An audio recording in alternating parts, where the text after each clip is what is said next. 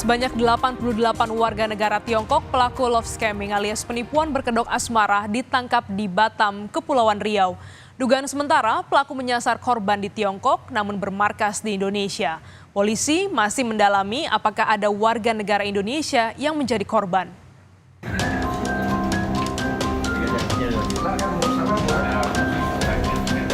Polda Kepulauan Riau bersama Divisi Hub Interpolri dan Interpol menggerebek sebuah gedung di kawasan Kara Industrial Park Batam.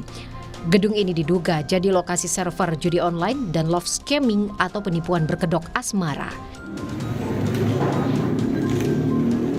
Dari hasil penggerebekan, polisi menahan 88 warga negara Tiongkok dan menyita sejumlah alat elektronik sebagai barang bukti.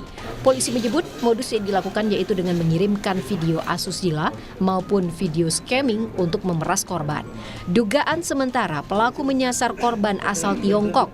Namun Polda Kepulauan Riau masih mendalami apakah ada warga Indonesia yang menjadi korban. Dari hasil komunikasi kami itu lebih banyak adalah karena memang ke-88 pelaku ini adalah asli warga negara asing yang berasal dari Tiongkok atau dari China. Tidak bisa berbahasa Indonesia sehingga yang menjadikan korbannya adalah warga masyarakat atau warga negaranya sendiri yang dari China. Dan ini selalu dia melakukan ada yang berfungsi berperan sebagai membuka suatu jaringan komunikasi. Kemudian nanti setelah ada yang sudut korban, baru ada yang berkooperasi. Ya, artinya target korbannya adalah warga negara Tiongkok yang berada di Indonesia atau yang berada di Tiongkok? Yang di Tiongkok. Singkat saja Pak Pandra, sudah adakah informasi terkait ada atau tidaknya korban berasal dari warga negara Indonesia? Singkat saja. Ini ya dari data yang kami dapat tentunya ini perlu pendalaman atau namanya penyelidikan secara mendalam karena kami juga melibatkan dari kepolisian China. Love scamming merupakan jenis penipuan di mana pelaku memanipulasi korban secara emosional melalui hubungan romantis. Adapun modus yang kerap dilakukan penipu berkedok asmara di antaranya.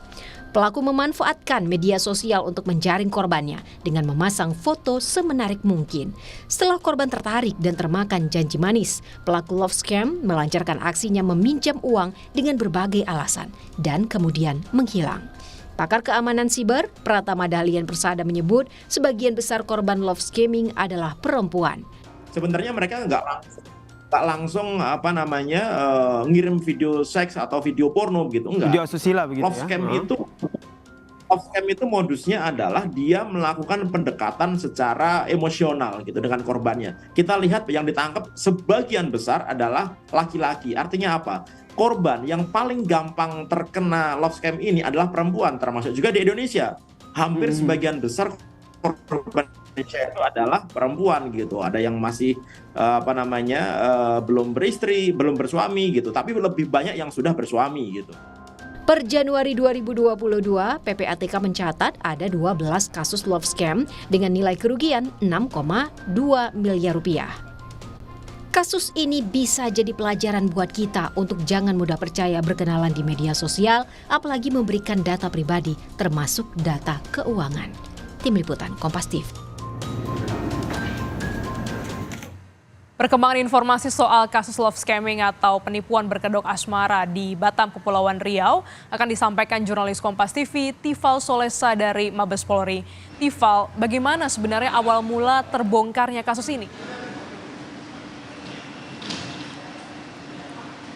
Kasus ini muncul ke permukaan lalu kemudian dilakukan penyelidikannya oleh otoritas kepolisian. Ini berdasarkan hasil kerjasama operasi atau joint operation antara Polda Kepulauan Riau bersama dengan Divisi Hubungan Internasional Mabes Polri dan Otoritas Kepolisian Republik Rakyat Tiongkok atau RRT. Saat itu dicurigai ada bentuk komunikasi dan transaksi mencurigakan yang terdeteksi pada awal 2023 sampai akhirnya dilakukan penyelidikan bersama. Dan pada akhirnya di tanggal 29 Agustus 2023 polisi di Batam Kepulauan Riau melakukan penggerebekan dan didapatilah 88 orang dalam satu kawasan industri di Batam Kepulauan Riau yang terlibat dalam kasus penipuan berkedok love scamming ini. 88 orang itu rinciannya 83 orang laki-laki dan 5 orang perempuan, keseluruhannya merupakan warga negara Tiongkok, dan disebut pula bahwa seluruh korban yang diincar walaupun kemudian beroperasi di wilayah hukum Indonesia, namun seluruh korban ini ini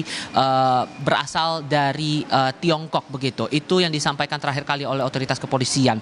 Yang juga disampaikan oleh Wakapolda Kepulauan Riau Brigjen Asep Safrudin, seperti yang saya kutip dari Kompas.id, menyampaikan mengapa kemudian memilih kawasan Batam. Ini dipercaya oleh para korban ini untuk memudahkan mereka keluar masuk negara tertentu apabila kemudian dilakukan penggeledahan atau penggerebekan sehingga mereka memungkinkan di wilayah perbatasan ini bisa berpindah-pindah tempat begitu.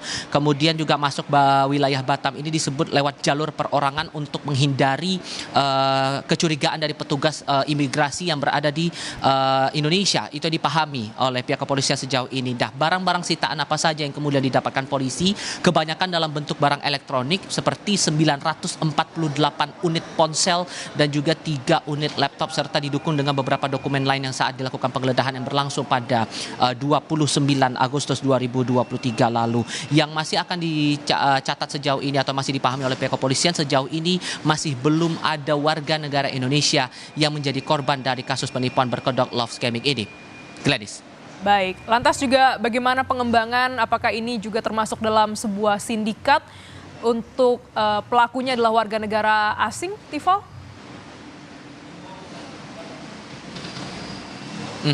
Yang dipercayai polisi demikian, bahwa ini masuk dalam jaringan internasional yang sebetulnya tidak hanya ditujukan untuk korban yang berasal dari warga negara Tiongkok tapi juga warga negara Indonesia. Tapi yang dipahami oleh pihak Polda Kepulauan Riau sejauh ini belum ada laporan WNI yang ikut menjadi korban dalam kasus ini. Terakhir yang disampaikan oleh Direktur Reserse Kriminal Khusus Polda Kepulauan Riau Kombes Nasriyadi bahwa kerugian korban ini ditaksir mencapai angka 10.000 yuan, angkanya setara 22 miliar rupiah. Tapi belum dirinci berapa banyak korban yang terjerat dari tindakan 88 orang warga negara Tiongkok yang beroperasi di Batam ini dengan modus penipuan berkedok love scamming ini. Modusnya sendiri disebutkan bahwa mengirimkan video berkonten asusila atau love scamming dengan tujuan untuk memeras korbannya saat kemudian konten ataupun juga memanfaatkan media sosial untuk memasang foto menarik kemudian menjerat korbannya, barulah kemudian dilakukan upaya pemerasan dalam tanda kutip kepada korbannya dengan alasan-alasan tertentu. Itulah kemudian dicoba diupayakan oleh para pelaku ini untuk memeras para korban yang ditargetkan sejauh ini masih dari warga negara Tiongkok. Apakah kemudian ada tindak lanjut untuk pendalaman lagi kasus ini dari otoritas Kepolisian Negara Indonesia?